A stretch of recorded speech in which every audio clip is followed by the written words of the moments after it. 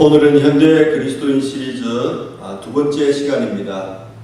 자신의 은사로 신앙을 증거하라. 자신의 은사로 신앙을 증거하라는 제목으로 하나님의 말씀 증거하도록 하겠습니다. 오늘 우리가 참고할 책은 도로시 세이어즈의 창조자의 정신이라는 책입니다.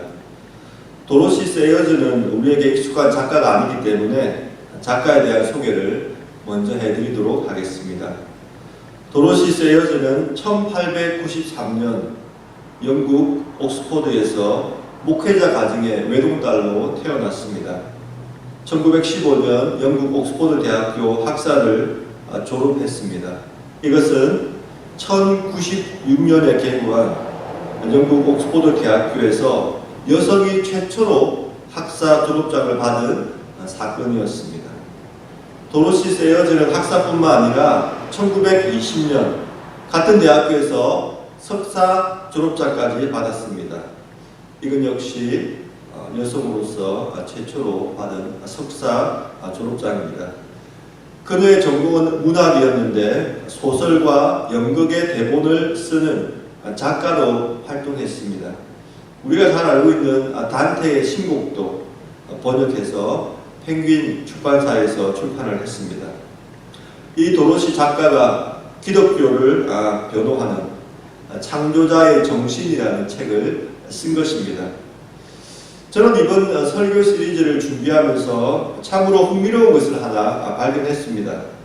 지난 주일에 다루었던 존 스토트는 목회자였고 오늘 우리가 다루고 있는 도로시 세이어즈는 문학가입니다. 그리고 다음 주일에 다룰 니콜라스 워터스토프는 철학자이고 그 다음 주일에 다룰 레슬리 뉴비기는 선교사이며 그 다음에 다룰 존 하워드 요드는 신학자입니다. 정말 다양한 직업을 가진 그리스도인들이 자신이 가진 은사로 자신의 신앙을 증거하는 그런 책을 쓴 것입니다. 사랑하는 성도 여러분, 우리도 우리가 가진 은사로 우리 자신의 신앙을 증거할 수 있어야 합니다. 그것이 꼭 책이 아니더라도 말입니다. 이제 책 이야기를 조금 하도록 하겠습니다. 오늘 우리가 중심으로 다룰 책은 창조자의 정신입니다. 영어 제목은 The Mind of the Maker입니다. 사실 책 제목만 봐서는 무슨 내용인지 감이 잘 오지가 않습니다. 창조자의 정신. 다행인 것은 도로시 작가가 이 책을 쓰면서 자신이 직접 이 책을 쓴 동기에 대해서 이야기를 해주었다는 것입니다. 이 책은 여러 전문 지식을 바탕으로 기독교 신경들에 대한 진술과 그 사실 주장에 대해 주석을 시도한 책이다. 여기서 중요한 단어 두 개를 우리가 발견할 수가 있습니다. 기독교 신경들 그리고 사실 주장이라는 단어입니다. 도로시 작가는 이 책을 쓰면서 세 가지 신경을 염두에 두고 이 책을 썼습니다. 사도신경, 니케아 신경, 아타나시우스 신경입니다. 이 세 가지 신경은 공통점을 가지고 있습니다. 그것이 뭐냐면 개신교와 로마 가톨릭 모두가 이 세 가지 신경을 인정하고 자신의 신앙으로 고백한다는 것입니다. 그런데 이 세 가지 신경에 대해서 이 도로시 세이어즈 작가가 자신의 은사를 가지고, 즉 자신의 전문 지식을 가지고 주석을 시도했다는 것입니다. 오늘 설교는 이 세 가지 신경의 형성 배경과 중요성 그리고 도로시 작가가 주석한 내용을 중심으로 함께 은혜를 받고자 합니다. 첫 번째, 신경의 형성 배경과 중요성에 대해서 간략하게 설명해 드리겠습니다. 한 전설에 의하면 사도신경은 예수님께서 승천하신 지 10일이 지난 후에 예수님의 제자들이 성령의 감동에 의해서 한 구절씩 만들어서 전체에 사도신경을 지었다고 이렇게 말해주곤 합니다. 하지만 이러한 전설을 믿는 사람은 아무도 없습니다. 왜냐하면 그에 대한 근거가 없기 때문입니다. 남침내 신학교 총장인 알버트 몰러 박사에 의하면 사도신경은 기독교 초기부터 고백되어 온 신앙 고백서인데 지금의 모습을 완전히 갖춘 것은 지금으로부터 1600여 년 전이라고 말합니다. 그러니까 사도신경이 정확히 언제 확정되었는지는 알 수가 없다는 것입니다. 이에 반하여 니케아 신경과 아타나시우스 신경은 정확한 형성 배경을 가지고 있고 또 이 둘은 서로 밀접한 연관성을 가지고 있습니다. 니케아 신경은 이집트 알렉산드리아의 장로였던 아리우스로부터 출발합니다. 아리우스는 예수님을 하나님으로 믿지 않았습니다. 예수님이 하나님일 수가 없다고 가르쳤습니다. 왜냐하면 그는 신의 불변성을 믿었기 때문입니다. 그에게 있어서 신이 변한다는 것은 신이 불완전하다는 것을 의미하고 변화하는 신은 신이 아니라고 생각했습니다. 그의 논리는 단순했습니다. 신이 좋게 변한다는 것은 신이 더 개선된다는 의미이고 신이 나쁘게 변한다는 것은 신이 퇴보한다는 의미가 됩니다. 그렇죠? 그렇기 때문에 신이 개선된다는 것은 신이 예전에는 완벽하지 않았다는 것을 의미하고 신이 퇴보한다는 것은 신이 지금 완벽하지 않기 때문에 퇴보된다는 것을 의미하는 것입니다. 그러므로 진짜 신은 개선되지도 퇴보되지도 않아야 한다. 이것이 바로 그의 논리였습니다. 그렇기 때문에 하나님이신 예수님이 인간이 되셨다는 사실을 받아들일 수가 없었던 것입니다. 어떻게 하나님이 인간이 되실 수가 있느냐? 그렇게 생각을 한 것이지요. 사랑하는 성도 여러분, 여러분은 이러한 아리우스의 주장에 대해서 어떻게 생각하십니까? 그는 왜 예수님을 하나님으로 믿지 못했을까요? 그 이유는 인간의 이성을 하나님의 말씀보다 더 위에 두었기 때문입니다. 하나님 말씀 안에서 인간의 이성을 둔 것이 아니라 인간의 이성 안에 하나님 말씀을 두었던 것입니다. 그렇기 때문에 성경에서 말하는 사실 주장이 자신의 이성과 논리에 맞지 않을 때 그것을 받아들일 수 없었던 것입니다. 존 스토튼 목사님이 성경이란 무엇인가 라는 책을 썼습니다. 영어 제목은 The Bible, Book for Today입니다. 이 책에서 존 스토튼 목사님은 하나님께서 말씀해 주시는 계시의 도움 없이는 인간이 자신의 이성으로 하나님을 아는 것이 불가능하다고 말합니다. 그러면서 이런 예를 들었습니다. 제가 이 강단에서 아무 말도 하지 않고 무표정한 얼굴로 가만히 서 있다면 여러분은 제가 무슨 생각을 하고 있는지 도통 감을 잡지 못할 것입니다. 제가 지금 가만히 있을 테니 제가 무슨 생각을 하는지 맞춰 보십시오.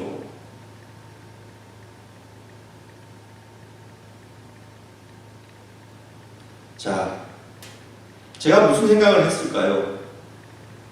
알아내신 분이 계십니까? 아무도 없으세요? 제가 말씀드리겠습니다. 저는 교회당 첨탑을 오르고 있었습니다.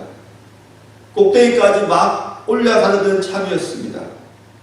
여러분은 제가 무슨 생각을 했을지 짐작도 못하셨을 것입니다. 그럴 수밖에 없습니다. 침묵하는 가운데 서로의 생각을 알기라는 것은 불가능하기 때문입니다. 그리고 불가능해도 정도가 있다면 전능하신 하나님의 생각 속에 침투하는 것은 얼마나 더 불가능한 일이겠습니까? 사랑하는 성도 여러분, 이것이 무슨 말입니까? 사람의 생각도 사람이 말을 해주지 않으면 모른다는 것입니다. 하물며 인간이 하나님의 생각을 어떻게 알 수 있겠느냐 하는 것입니다. 그래서 하나님께서는 이사야를 통해서 다음과 같이 말씀해 주신 것입니다. 바로 오늘 본문입니다. 이사야서 55장 8절로 11절 말씀입니다. 제가 한번 읽어보겠습니다. 이는 내 생각이 너희의 생각과 다르며 내 길은 너희의 길과 다름이니라. 여호와의 말씀이니라. 이는 하늘이 땅보다 높음같이 내 길은 너희의 길보다 높으며 내 생각은 너희의 생각보다 높음이니라. 이는 비와 눈이 하늘로부터 내려서 그리로 되돌아가지 아니하고 땅을 적셔서 소출이 나게 하며 싹이 나게 하여 파종하는 자에게는 종자를 주며 먹는 자에게는 양식을 줌과 같이 내 입에서 나가는 말도 이와 같이 헛되이 내게로 되돌아오지 아니하고 나의 기뻐하는 뜻을 이루며 내가 보낸 일에 형통함이니라. 하늘이 땅보다 높음같이 하나님의 길은 인간의 길보다 높으며 하나님의 생각은 인간의 생각보다 높다는 것입니다. 그러므로 인간의 이성으로 하나님을 알 수 없다는 것입니다. 그런데 이사야는 여기서 멈추지 않습니다. 하늘에서 땅으로 비가 내려서 싹이 나고 열매가 맺히듯이 하늘에 계신 하나님께서 땅에 있는 인간에게 하나님의 계시의 말씀을 주셔서 인간이 하나님을 알 수 있도록 한다는 것입니다. 영어 성경을 보면 11절에 분명히 이렇게 말하고 있지요. The word that goes out from my mouth. 하나님의 입으로부터 말씀이 흘러나온다는 것입니다. 즉 의인법을 쓴 것이죠. 이 말씀이 있기 때문에 인간이 하나님을 알고 하나님을 믿을 수 있게 된다는 것입니다. 즉 우리의 영혼에 싹이 나고 열매가 맺히게 된다는 것입니다. 사랑하는 성도 여러분, 그러므로 우리는 하나님의 계시의 말씀인 성경을 인간의 이성이라는 도구를 가지고 가위로 재단하듯이 하면 안 되는 것입니다. 아리우스의 문제가 바로 여기에 있었습니다. 본론으로 다시 돌아가 보겠습니다. 아리우스는 예수님이 하나님이 아니라는 자신의 주장을 세간에 퍼뜨리기 위해서 노래를 만들었습니다. 그리고 자신이 살고 있던 이집트의 알렉산드리아에 퍼뜨리기 시작했습니다. 그러자 이집트의 알렉산드리아가 갑자기 큰 혼란에 휩싸이고 말았습니다. 왜냐하면 어떤 사람들은 예수님이 하나님이시라고 주장하고 있고 어떤 사람들은 이제는 예수님이 하나님이 아니라고 새롭게 주장하기 시작했기 때문입니다. 당시 로마의 황제는 콘스탄틴이었는데 그에게 예수님이 하나님인지 하나님이 아닌지는 큰 관심이 없는 주제였습니다. 하지만 이 문제로 인해서 로마 제국의 분열이 일어나려는 조짐이 생기자 이 문제를 해결해야 했습니다. 그래서 AD 325년 7월 4일 당시 로마 제국에 흩어졌던 교회의 지도자들을 소아시아 니케아라는 도시에 불러 모았습니다. 이때 개최된 공의회를 니케아 공의회라 하고 이때 채택된 신앙 고백을 니케아 신경이라고 하는 것입니다. 이 니케아 공의회를 통하여 아리우스는 이단으로 정죄되었고 예수님은 하나님이시라는 신앙 고백이 확정이 된 것입니다. 하지만 불과 몇 년이 지나지 않아서 콘스탄틴 황제는 아리우스를 복권시키려고 했습니다. 왜냐하면 아리우스 황제는 개인적으로 아리우스의 생각을 더 추종했기 때문입니다. 비록 아리우스가 니케아 공의회에서 이단으로 정죄되었지만 로마 제국의 황제가 그를 복권시키려고 하자 아무도 감히 나서지 못했습니다. 이때 등장한 인물이 바로 아타나시우스입니다. 아타나시우스는 알렉산드리아 교회의 집사의 자격으로 니케아 공의회에 갔습니다. 그런데 알렉산드리아 감독이 병으로 세상을 떠나자 그 후임으로 선출이 되었던 것입니다. 아타나시우스는 가만히 있을 수가 없었습니다. 아무리 로마의 황제라고 하더라도 이단을 복권시키려고 하자 목숨을 걸고 맞섰던 것입니다. 그러자 콘스탄틴 황제는 그를 오늘날 독일의 먼 변방 지역으로 유배를 보내버렸습니다. 하지만 337년 콘스탄틴 황제가 죽고 362년 유배되었던 아타나시우스가 다시 알렉산드리아로 돌아오게 되자 아타나시우스는 다시 진리의 편에 서서 싸울 수 있게 되었습니다. 알렉산드리아로 돌아온 아타나시우스는 교회 지도자들을 다시 모아서 다시 한 번 더 니케아 신경의 신앙 고백을 확인했습니다. 그리고 성부, 성자, 성령은 동일 본질을 공유한 새 win격이라는 합의를 이끌어내었습니다. 지금 말로 하면 삼위일체의 신앙을 다시 고백한 것입니다. 지금까지 간략하게 아리우스와 아타나시우스에 대해서 살펴보았습니다. 사랑하는 성도 여러분, 예수님이 하나님이시라는 신앙 고백이 왜 중요하겠습니까? 왜 아타나시우스는 목숨을 걸고 로마 황제를 대항하여 맞섰을까요? 만일 예수님이 하나님이 아니시라면 어떤 문제가 발생하겠습니까? 저스틴 홀콤 교수님은 아타나시우스의 신앙 고백을 정리하면서 이에 대하여 두 가지 이유를 말했습니다. 바로 구원과 예배입니다. 먼저 구원 때문입니다. 만일 예수님이 하나님이 아니시라면 인간의 죄를 대속할 수가 없는 것입니다. 하나님 외에 누가 인간의 죄를 사할 수 있겠습니까? 구원할 수가 있겠습니까? 대신 십자가에 달려 죽을 수가 있겠습니까? 그리고 예배 때문입니다. 십계명 가운데 첫 번째 계명은 하나님 외에 다른 어떤 피조물도 예배하지 못하도록 금지합니다. 만약 아리우스의 말이 진리라면 그리스도인들은 하나님 아닌 다른 피조물을 경배하는 우상 숭배를 하는 꼴이 되고 마는 것입니다. 사랑하는 성도 여러분, 예수님은 하나님이십니다. 그래서 우리 죄를 대신하여 십자가에 달려 돌아가심으로 우리를 죄와 사망에서 구원해 주신 것입니다. 그리고 예수님께서 하나님이시기 때문에 우리는 하나님께만 돌릴 수 있는 경배를 예수님께도 돌릴 수가 있는 것입니다. 이제 두 번째로 도로시 작가가 책에서 설명한 내용에 대해서 살펴보겠습니다. 크게 두 가지를 생각해 보겠습니다. 사실의 문제, 그리고 창조자의 정신으로 세상을 바라보는 문제입니다. 먼저 사실의 문제에 대해서 생각해 보겠습니다. 제가 도로시 작가의 말을 한번 읽어보겠습니다. 모든 교리를 올바로 이해하려면 개인의 의견으로 제시된 말과 사실적 판단으로 제시된 말을 구분할 수 있어야 합니다. 요리사에게 정장용 실크 모자를 써야만 오믈렛을 만들 수 있다는 법을 제정해서 강제로 집행할 수도 있을 것입니다. 법을 어기면 벌금을 부과하면서 말입니다. 하지만 이런 조건은 자의적이고 불합리합니다. 반면에 오믈렛을 만들려면 먼저 달걀을 깨야만 한다는 조건은 누구나 인정하는 것입니다. 어떤 이상주의자가 이 조건을 지키지 않고 오믈렛을 만들려고 한다면 그 실패는 불을 보듯 뻔합니다.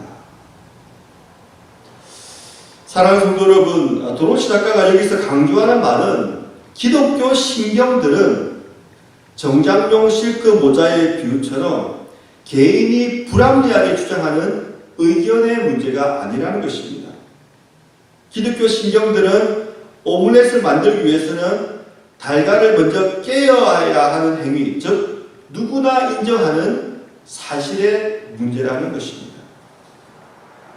제가 이 말씀을 드리면 혹시 우리 중에 시중에 가면 깨놓은 액체 달걀도 파는데요 라고 말하는 분이 있을지 모르겠습니다.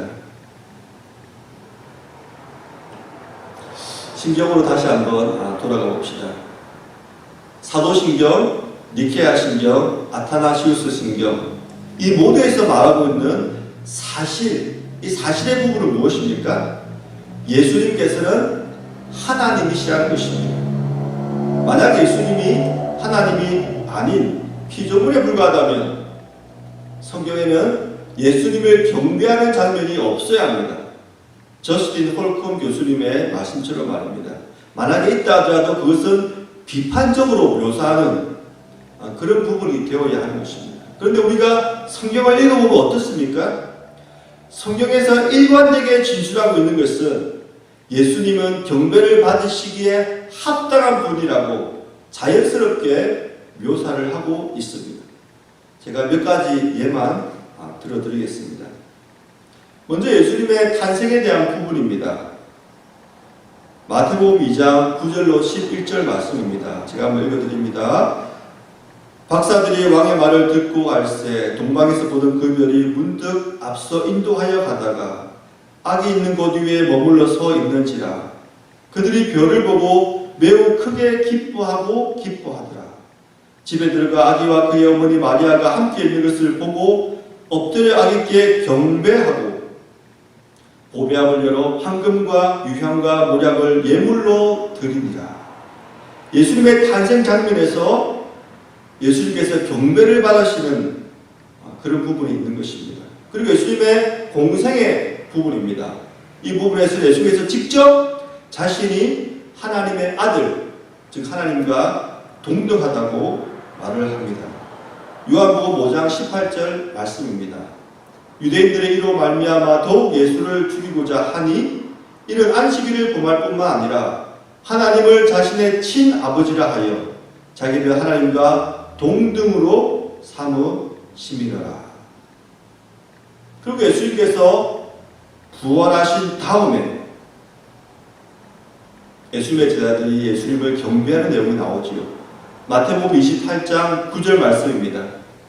예수께서 그들을 만나 이르시되 평안하냐 하시거늘 여자들이 나아가 그 발을 붙잡고 경배하니. 부활 후에 예수님께서 경배받으시는 장면입니다. 그리고 마지막으로 예수님께서 승천하신 후에 사도 요한이 환상으로 본 그 장면입니다. 요한계시록 5장 11절로 14절 말씀입니다. 제가 한번 읽어드립니다. 내가 또 보고 들음에 보좌와 생물들과 장로들을 둘러선 많은 천사의 음성이 있으니 그 수가 만만이요 천천이라. 큰 음성으로 이르되 죽임을 당하신 어린 양은 능력과 부와 지혜와 힘과 존귀와 영광과 찬송을 받으시기에 합당하더라 하더라. 내가 또 들으니 땅 위에와 하늘 위에와 땅 위에와 땅 아래와 바다 위에와 또 그 가운데 모든 피조물이 이르되 보좌에 앉으신 이와 어린 양에게 찬송과 존귀와 영광과 권능을 세세토록 돌릴지어다 하니 내 생물이 이르되 아멘 하고 장로들은 엎드려 경배하더라. 예수님께서는 보좌에 앉으신 하나님과 같은 경배를, 똑같은 경배를 지금 받으시고 계시는 것입니다. 사랑하는 성도 여러분, 성경은 예수님의 탄생부터 공생의 부활, 승천한 후까지 지속적으로 예수님을 경배 받으시기에 합당한 분으로 묘사하고 있는 것입니다. 사랑하는 성도 여러분, 우리도 예수님을 하나님으로 경배하는 데 동참하는 복된 2020년 대강절 기한이 될 수 있기를 간절히 바랍니다. 마지막으로 창조자의 정신으로 세상을 바라보는 문제에 대해서 생각해 보도록 하겠습니다. 도로시 작가가 처음에는 아리우스 이단을 비판하면서 기독교의 사실 문제를 다뤘다면 이제는 범신론자를 대항하면서 기독교의 진리를 변호하고 있습니다. 사랑하는 성도 여러분, 범신론이 무엇입니까? 우리에게 좀 익숙하지 않은 단어이긴 하지만 송보호 교수님의 설명을 들으면 좀 감을 잡을 수 있을 것 같습니다. 제가 한번 송 교수님의 설명을 읽어드리겠습니다. 범신론에서는 신과 인간과의 근본적인 차이를 인정하지 않습니다. 즉 우주 전체가 신이요 따라서 인간도 신의 성품에 참여한다고 말합니다. 사실 불교나 힌두교뿐만 아니라 성경의 창조설을 인정하지 않는 모든 종교가 범신론적이라고 말할 수 있습니다. 도로시 작가는 이 범신론자들에 대해서 이렇게 말을 했습니다. 자신이 잘 알고 있는 문학적인 그런 표현을 써서 또 그런 경험을 토대로 해서 말을 합니다. 제가 한번 읽어드립니다. 범신론자들이 주장하듯이 창조자는 그가 창조한 모든 작품의 합에 불과한 것일까요? 우리는 두툼한 셰익스피어 전집을 가리키며 이 전집에 셰익스피어의 모든 것이 담겼다고 말할 수 없습니다. 셰익스피어의 개인적인 활동은 차치하더라도 그의 상상 세계에는 존재했지만 글로 표현되지 않은 수많은 희곡들이 있었을 것이라는 추측은 충분히 타당한 것입니다. 우리는 셰익스피어의 정신이 그의 작품을 능가한다는 것을 어렵지 않게 받아들일 수 있습니다. 사랑하는 성도 여러분, 무슨 말입니까? 작가의 정신이 자신이 쓴 작품의 세계를 능가하듯이 창조자의 정신이 창조자가 만든 창조 세계를 능가한다는 것입니다. 그렇기 때문에 범신론이 옳지 않다는 것이지요. 사실 이것은 작가인 도로시 자신의 경험에서 나온 말입니다. 자신도 많은 작품을 썼지만 그 작품이 자신이 가진 모든 것이 아니라는 것을 잘 알고 있었기 때문일 겁니다. 그런데 도로시 작가는 여기에서 한 걸음 더 앞으로 나아갑니다. 눈에 보이는 창조 세계만이 아니라 눈에 보이지 않는 인류의 역사도 하나님의 창조 작품이라고 말하는 것입니다. 도로시 작가는 자신의 직업이 극작가의 시각으로 이것을 설명합니다. 제가 도로시 작가의 말을 한번 읽어드리겠습니다. 한 유명한 여배우는 오랫동안 맥베스 부인 역을 연기해서 큰 성공을 거두었습니다. 하지만 그녀는 그 연극의 내용이 무엇이고 어떻게 끝나는지 몰랐다고 합니다. 그녀는 대본을 처음부터 끝까지 읽어본 적이 없었고 목류병 환자처럼 걷는 장면이 끝나면 그 후의 내용에는 관심이 없다는 듯이 극장을 떠나버렸기 때문입니다. 많은 영화 배우들도 매일 스튜디오에 출근해서 그들이 출연한 장면만 촬영하고는 스튜디오를 떠나버립니다. 촬영이 대본 순서대로 이루어지는 경우는 극히 드물고 대개는 편의에 따라 뒤죽박죽 되기 때문에 배우들은 비극에 출연했는지 희극에 출연했는지도 모르기 십상입니다. 사실 우주라는 무대에서 공연하는 우리에게는 영화관조차 없습니다. 과거의 장면들을 순서대로 맞출 수는 있어도 그 작품이 어떻게 끝날지는 모릅니다. 촬영이 여전히 진행 중이기 때문입니다. 기껏해야 우리의 삶이 끝날 즈음에 자신과 관련된 장면들이 근현대사에서 어떤 의미를 갖는지 돌이켜 볼 수 있을 뿐입니다. 사랑하는 성도 여러분, 도로시 작가는 인류의 역사를 포함해서 창조된 모든 세상이 하나님의 작품이라고 말하고 있는 것입니다. 그래서 그녀는 우리에게 다음과 같이 도전을 하고 있습니다. 창조자의 시각으로 우주라는 무대를 바라보고 인류 전체 역사의 흐름을 바라보면서 이 세상을 살아야 합니다. 이것이 바로 책 제목인 창조자의 정신을 갖고 이 세상을 살아가기를 고민하는 내용인 것입니다. 말씀을 맺겠습니다. 신경에 대한 설명이나 범신론에 대한 설명은 생소한 것이 아닙니다. 많은 신학자들이 이미 많이 다루고 있는 내용들입니다. 그런데 우리가 도로시 작가에게서 배워야 하는 것은 도로시 작가는 문학가라는 자신의 은사로 자신의 신앙을 증거하고 변호했다는 것입니다. 오믈렛을 만드는 이야기, 셰익스피어 작가와 작품 이야기, 연극 배우, 연극 무대, 그리고 전체 극의 흐름에 대한 이야기. 이것들은 자신이 직접 경험한 이야기들이고, 그리고 이 이야기들로 자신의 신앙을 증거하고 있는 것입니다. 사랑하는 성도 여러분, 우리가 가진 은사는 무엇입니까? 우리는 우리가 가진 은사로 어떻게 우리의 신앙을 증거하시겠습니까? 혹시 우리 중에 나는 나이가 너무 어렸어. 나는 나이가 너무 많았어. 나는 도로시 작가처럼 옥스퍼드 대학을 나오지 않았어. 아무것도 할 수 없다고 생각하는 분이 계십니까? 만약 이런 분이 계시다면 이런 분을 위해서 제가 마지막으로 아프리카 속담을 하나 소개해 드리겠습니다.